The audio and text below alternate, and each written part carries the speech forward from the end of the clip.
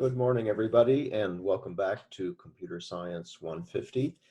And welcome to the last week of the term. This week, we're going to be concentrating on getting everybody prepared for the final exam. To start with, on the course website, you will now find some information about the final exam. Let me just say a few quick words about what to expect and what's going to happen on the final. The first thing to say is that we're going to be using the same format for the final exam that we use for the midterm exam. It's going to be a 24-hour take-home exam. I will be posting the exam problems on the course website at 9 a.m. on Sunday morning because our exam slot is the first scheduled exam slot, which is the first thing on Sunday. So I'm going to be releasing the exam problems earlier that day on Sunday, and you will have until 9 a.m. on Monday morning to send me your work for the exam.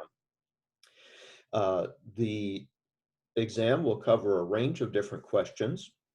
I will guarantee you that one of the questions, the biggest of the questions, is going to be dealing with object-oriented programming. But in addition to that, there will be some other questions covering things like writing methods and working with arrays. All right, now all starting on Friday and continuing through this week, we're going to be looking at a series of examples of the types of problems that you may see for the object-oriented part of the exam. We've had a couple of examples already. The quiz grades example and the market example that I showed on Friday are very typical of the kinds of object-oriented questions that you may get on the final exam. And this week's lab exercise, Lab 10, is another one of these examples. It's another problem which is typical of the kind of thing that I may ask on the final exam. And in the lab exercise this week, you'll get an opportunity to practice writing that type of problem. On the subject of the lab for this week, the lab this week is going to be another optional exercise because its primary purpose is just to get you prepared for the exam. This is going to be an optional exercise that you won't be required to turn in, but I certainly recommend that everybody give this exercise a try because, again, the purpose of this exercise is to give you practice doing the kinds of things that you'll be doing on the final exam. The other thing that I would like to do a little bit differently with the lab this week is I would like to have everybody come to lab this week on Tuesday. So if your normal lab session is on Thursday, please come to the same time on Tuesday instead. We'll basically do everybody in the lab on the same day this week. Okay, now the other thing that I would like to do today is I would like to do yet another example problem. We've been doing lots and lots of examples of object-oriented programs, but today I want to take this opportunity to do a different example. Today I want to do an example that illustrates working with arrays, because one of the other exam questions is going to be an exam question that will ask you to solve a problem that involves working with arrays in some way. So I thought it would be helpful to show an example of that kind of problem. All right, and again, what we're going to be doing in today's class is I'm going to be starting with a description of the problem, and I'm basically going to be building the solution for you here in the lecture. And then after the lecture is done, I'll be posting lecture notes that will take you through the solution to that particular problem. All right, so let's go ahead and get started on that process. All right, so let me begin by describing the problem that we're going to be solving here. This is a problem that we'll solve by working with arrays. And the problem refers to a list of numbers, right? So what I've done here to start with is I've created a text file that contains a rather large list of numbers. These numbers are in no particular order. And what we want to do is construct a list of all of the numbers that are in this file with duplicates removed from the list. Right, because it's very likely that this list will contain duplicates. In fact, I can see a couple right away. Here's the number 661. A little bit further down, that same number gets repeated. So the name of the game here is to put together a list of all the numbers that are in this file, but in the process, remove any duplicates that appear from that list. Okay, so to get us started on the process of writing the solution, I've begun writing a few pieces that we will need. The first piece that I've already written, because it's pretty straightforward, is just the code for reading the numbers from the original text file and turning that into an array of integers. All right, so to save a little bit of time, I've gone ahead and written the code to do that. Okay, now for the next few minutes of the lecture, what I want to show you is, if we have time, 3 different approaches for solving this problem. This is to demonstrate that for any given problem in computer science, there's almost always more than one way to solve it. I'm going to show you 3 different approaches for solving the problem today, and I'm sure you can probably think of more beyond those 3. Okay, so for the first try at finding a solution to this, let's imagine that we're going to write a function that will solve the problem. All right, so let's go ahead and create another method here that will do the actual solution. Right, and since we're going to be basically generating a new array of integers from the old array of integers, this method will be designed to basically return something that is a new array. All right, so let's call this method remove duplicates. And again, it is going to take as its input the original array of integers, and we'll just call that array A. Okay, now because the integers arrive in no particular order, for this first solution method, I'm going to take advantage of the fact that we have at our disposal a number of things for working with arrays, and one of those things is the ability to sort an array. In fact, that is the very first step that I'm going to do here. I'm going to go ahead and apply a standard sorting technique to sort this list. And to do that, I'm going to take advantage of the fact that there is a sort method built into the arrays class, and I believe it's called simply arrays.sort, which will be very handy because that will allow us to immediately sort the list of integers into ascending order, which is going to make the rest of our work much easier to do. Okay, now the next thing we need to do is, because we are planning on returning an integer array, an immediate question we're going to have is exactly how large will that array need to be? Because when we create the array, we'll need to know that size information at the instant that we create it. Okay, now at this point, the only thing we know is that we're dealing with an original list of numbers, and after we remove the duplicates from that original list of numbers, the resulting list is going to be smaller, but we don't know exactly how small it's going to be. All right, so the first problem we need to solve is we basically need to figure out how large the result will be. All right, and the way to do that is to basically go through the array that we have already and basically count how many unique numbers are in that array. So let's make a quick comment here that what we're about to do is basically count the number of unique numbers in A. All right, and again, what will help us out here is the fact that we've already managed to sort A, which is going to make the job of counting the unique numbers much easier to do. All right, so let's get ready for that counting process. Let's begin by setting up a variable that will store that count. Now, of course, we know that in the list, there's going to be at least one unique number. That's the very first number in the list. And then for the rest of the work, we're going to have to set up a loop that scans through the remaining numbers, trying to count how many unique numbers are actually there. All right, so let's set up a fairly standard for loop here that is going to go through all of the remaining numbers in the list after the first one. All right, so that's going to look something like this.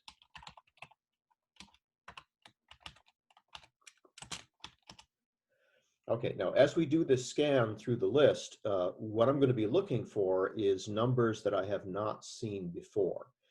And the way to tell that you are encountering a number that you have not seen before is to compare any new number you come across with the number that came before it. And if those two numbers are different, that lets you know that the new number you've just encountered is a new number that you have come across. All right, so to do that test, we're just going to set up a simple comparison between the previous number in the list and the next number that we're going to encounter on the list. And if they're different, that lets us know that this new number that we've just encountered is a new number that appears in the list. All right, and we want to count all of those things. So for all new numbers that we come to, we want to count them so that at the end of the process, we end up with a count of all of the unique numbers in the list.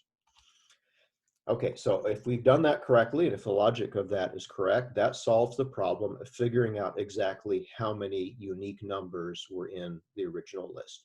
All right, so with that information, we can now go ahead and create the result array. So that's going to be a second array. We'll call that B, and it's going to be a new array of integers whose size is given by that count that I just computed in the last round. Okay, now the next job is to go through and fill this new array with numbers, right? And we can kick off the process by saying the very first number that's going to appear in the new array is simply going to be the very first number that was in the original list. Right now, beyond that point, what we want to do is we want to scan through the original list again, looking for numbers that we haven't seen before, right? And since that process is very similar to the process that I just used for counting things, let's go ahead and get a copy of that previous code and paste it in, because we're going to be doing something very similar on the next round. Okay, now the other thing that we'll want to do is, as we are discovering new numbers and putting them into the second array, we're going to need an index for that purpose. So let me set up a second index. We'll call that K. That will start out equal to 1, and K will be the location where we put the next number into the B list each time we find a new number. All right, okay, so now, same thing that we did before, the same logic, scan through the array and look for numbers that look different than numbers that just appeared previously. And whenever we see a number that looks different, what we're going to do is we're going to put a copy of that number over into the B list, right? And that's going to look something like this, right? So in location K, we want to put the new number from the A list that we just encountered. And then now that we have added a new number to the B list, we have to make sure to also bump up our index by 1. All right, so that handles the logic of looking for new numbers when they appear and copying each of those new numbers over to the new list. All right, and the last thing to do here when we're done is to simply return that new list that we've constructed. That then meets all of the requirements for this particular method. Okay, any questions at this point about this first way of solving the problem?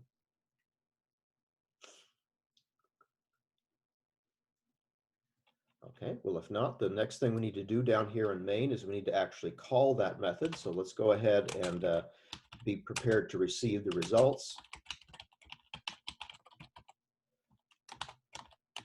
And by calling the remove duplicates method.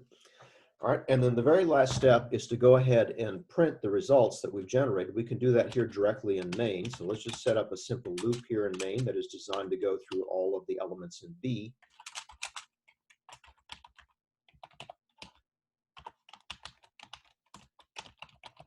And for our output purposes, it'll be sufficient just to go ahead and print all of these numbers out to system.out.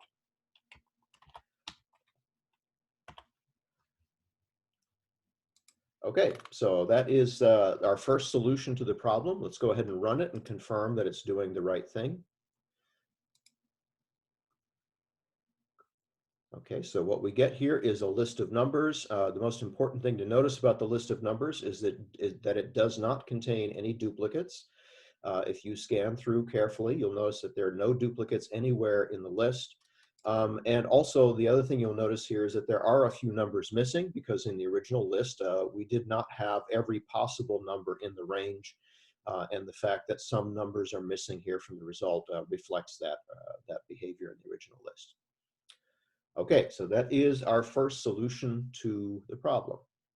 All right, now, to demonstrate that there's more than one way to solve a particular problem, let me now show you a second approach for solving the problem, which uses a completely different strategy. All right, so let me go ahead and create another method here that we can use as an alternative solution.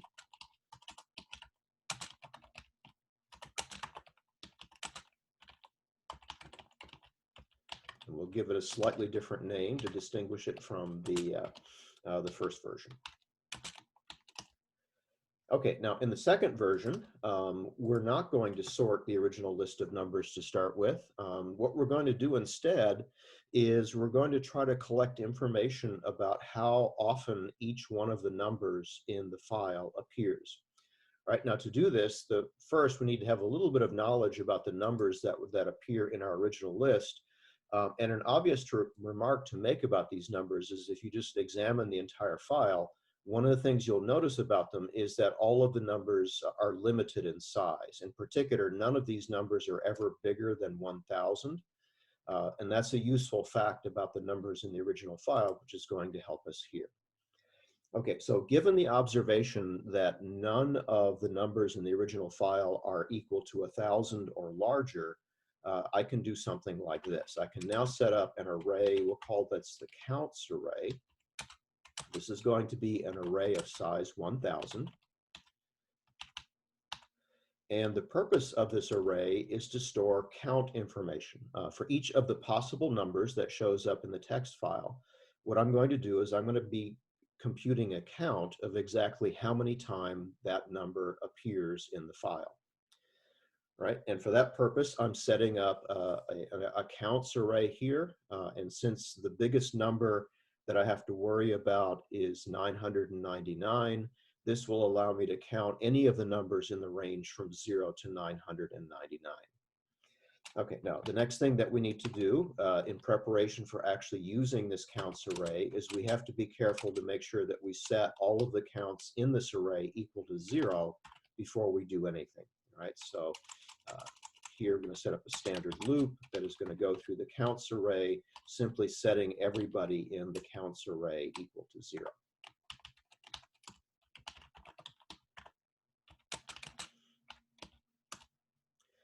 Okay, now with that counts array prepared, the next step is to go through and compute the counts for all of the numbers in the original array. All right, so that's going to require another simple loop. All right, so here again, n equals 0. This time around, because I'm going through the A array and not the counts array, I'm going to be basically scanning through A by doing this.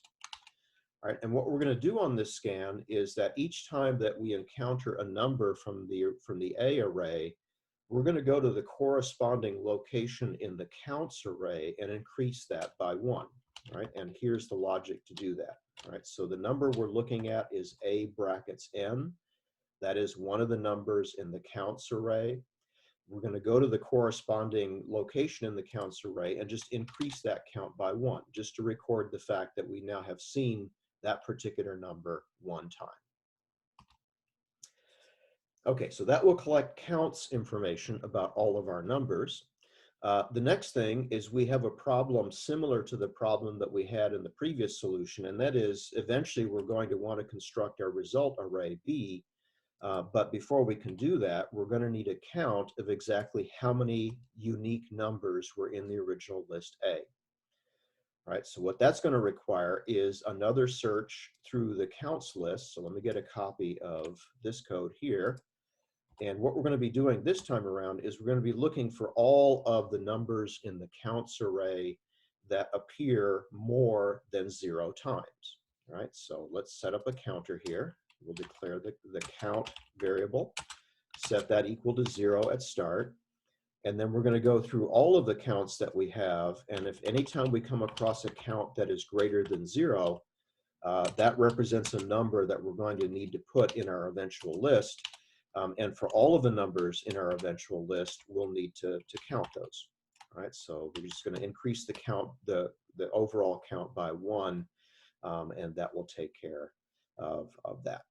Oh, I'm sorry, I misspelled that. This is counts and not count. That gives us a count of how many things are in the result, right? And once we know that, we can create the result array.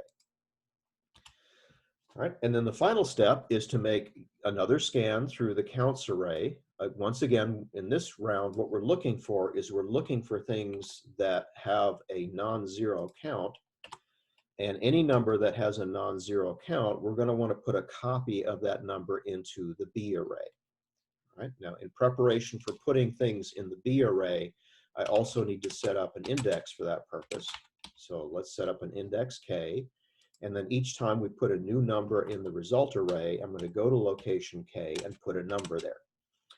Right now, in this case, the number that we're actually going to be putting in is the number n, because n drives this loop. And each time I'm looking at a particular number n, the first question I want to ask is, did that number appear at least once in the original list? If it did, this is a number that I want in my result list. So I'm going to be doing that. And then also, each time I put a new number in the result list, I have to bump up the index by 1 in preparation for the next round. Okay, so that is a completely different strategy for solving the same problem. Again, we're going to collect counts, use the count information to figure out what numbers eventually need to go into our result list. And then once we've constructed our result list, we're going to return that the same as we did in the previous version. Okay, so any questions about the strategy that I use there, which is based on collecting counts of things?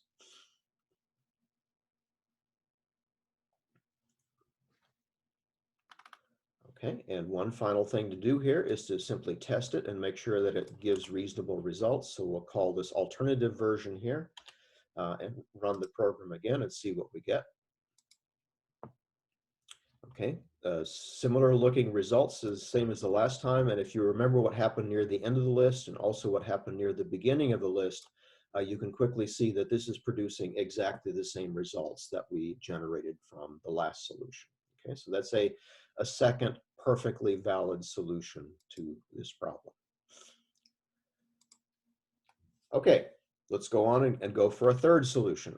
By this point, I'm running out of names for my method, so let's see if we can come up with a third name for a solution to this. So let's call this remove dupes, because in the next solution, what I'm going to be doing is I'm going to be using a trick involving the use of the set class. So I'll change the name of this to remove dupes with set. Okay, now in this next version of the solution, we're going to take advantage of the fact that we have a number of very powerful and useful classes in the Java class library. And one class that I've mentioned in a couple of lectures is the set class. All right, and in this solution, we're going to be making use of that set class to help us solve the problem at hand. So let me go ahead and create a set here. I'm going to be working with the tree set class. And again, tree sets are only designed to store objects, so we can't directly make a tree set of ints. The next closest thing is we can make a tree set of integer objects, and that will allow us to do what we need to do here. Okay, now we'll need to do a fix imports because we're using a new class here. Okay, now the reason and the motivation for using a set class for this purpose is one characteristic of the tree set class that I've mentioned several times already is that, of course, with the tree set class, you can add items to it. And a peculiarity of the way the tree set class works is it will allow you to add a particular item exactly once. If you have added a number already to a tree set and you tried to add it a second time, the tree set will simply refuse to add any additional copies of that same number. Right? So if you're in the business of removing duplicates from a list of integers, the set class is very handy for that purpose because the set class has this nice behavior of automatically rejecting any duplicates that you try to give it. All right, so let's go ahead and write a quick loop here that's going to go through all of the numbers in our original set. And then for each of the numbers in the original array, we're going to try to add each one of those numbers to the set that we just created. All right, and all we simply do is go through, and for each number that we encounter, we simply go to the set and say directly, okay, here's a number I would like you to add. Please add this. All right, and again, automatically what the set will do is if it has seen a particular number before, it will simply refuse to add it a second time, and that automatically solves the problem of getting rid of duplicates. All right, so when that process is done, the set will contain exactly one copy of each number that was in the original array, and that's most of what we need to do to solve our problem. All right, now the last thing that we need to do is we need to prepare an array of integers to return from this. So let's go ahead and set that array of integers up. And again, the basic problem whenever you set up an array of integers is answering the question, how large does that list of integers need to be? And here, once again, the set class can help us because like all collection classes, the set class has a size method. And you can call that size method and it will tell you exactly how many things are in the set. And what we'll need to do is create an array that has exactly the same size as the set. All right, then the next thing to do is to set up a loop that is going to copy numbers over from the set into the array. And for that purpose, again, I'll be setting up an index that is going to be an index into the array. And then we'll set up a loop that is going to go across all of the numbers in the set and copy them one by one over into the new array. All right, and again, for the purpose of visiting all of the numbers that are in the set, by far the most convenient way to do that is to use an enhanced for loop.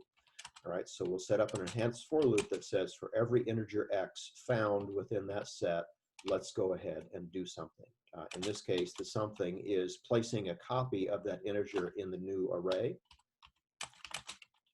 and then bumping up the index k by 1.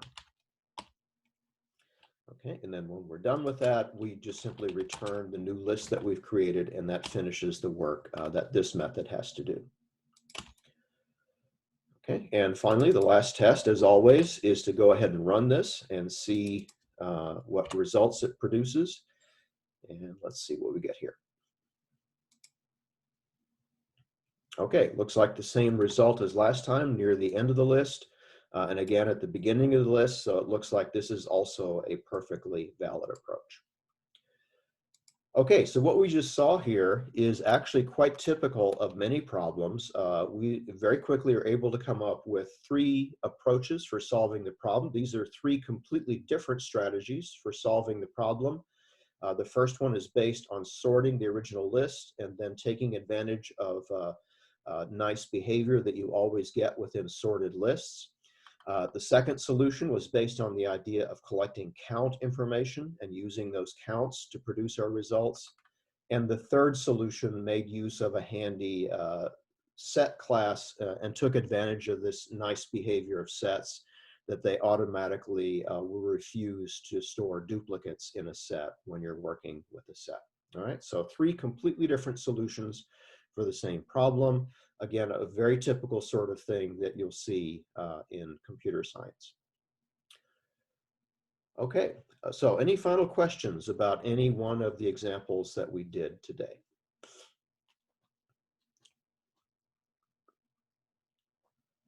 Okay, well, if not, that's the end of what I wanted to show you today. Again, the reason for showing you this is that on the final exam, there will be a problem that will ask you to solve some sort of a problem involving arrays. So that's going to boil down to an exercise of writing loops and setting up logic to work with arrays.